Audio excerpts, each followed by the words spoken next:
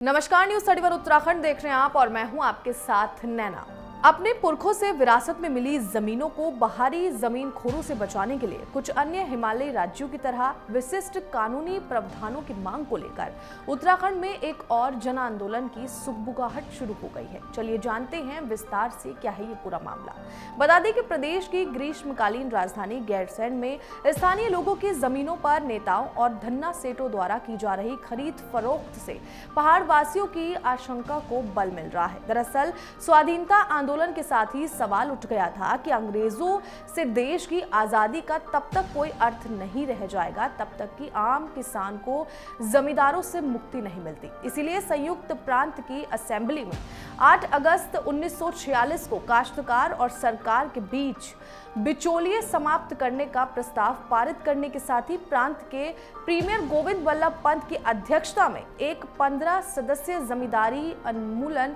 Committee का गठन कर दिया गया था, जिसमें तत्कालीन राजस्व मंत्री हुकुम सिंह और पंत जी के साथ संसदीय सचिव चौधरी चरण सिंह भी शामिल थे। कमेटी की रिपोर्ट स्वयं चौधरी चरण सिंह ने ड्राफ्ट की थी, लेकिन स्वाधीनता आंदोलन से उपजी वो भावना जमीन खोरों ने निगल ली। 90 के दशक में चले ऐतिहासिक उत्तराखंड आंदोलन में जहां पृथक राज्य की मांग की जा रही थी, वहीं पहाड़ वासियों की जमीनें और उनकी संस्कृति की पहचान बचाए रखने के लिए उत्तर पूर्व के राज्यों की तरह संविधान के अनुच्छेद 371 के विभिन्न प्रावधानों की व्यवस्था की मांग की जा रही थी। वहीं अंग्रेजों ने भी आज के उत्तर प्रदेश, जिसे तब आगरा और अवध संयुक्त प्रांत के नाम से जाना जाता था, उसके प्रशासन से भिन्न तत्कालीन असम के जनजातीय क्षेत्रों की तरह उत्तराखंड को भी शेड्यूल डिस्ट्रिक्ट एक्ट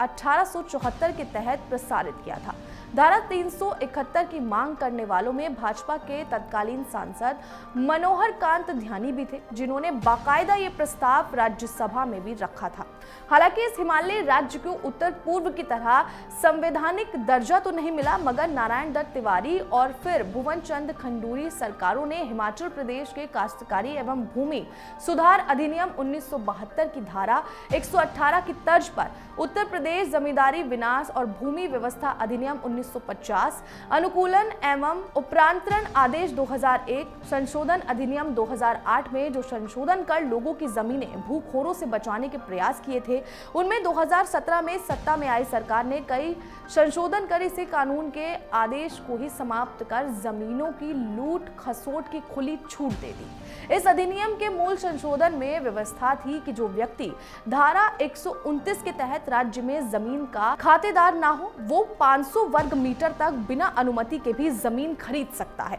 साथ ही इस कानून में ये भी व्यवस्था की गई थी कि इस सीमा से अधिक जमीन खरीदने पर राज्य सरकार के क्रेता को विशेष अनुमति लेनी होगी। उसके बाद 2007 में भुवन चंद खंडूरी सरकार ने 500 वर्ग मीटर की सीमा घटाकर 250 वर्ग मीटर कर दी थी। इस कानून में व्यवस्था थी कि 12 सितंबर 2003 तक जिन लोगों के पास राज्य में जमीन है, वो 12 एकड़ तक कृषि योग्य जमीन खरीद सकते हैं। वहीं भू कानून को लेकर उत्तराखंड के लोग की उठ रही मांग पर मुहर कब तक लग पाएगी और सरकार कब तक इस मुद्दे पर फैसला ले पाएगी, ये फिलहाल अभी सोचने वाली बात है।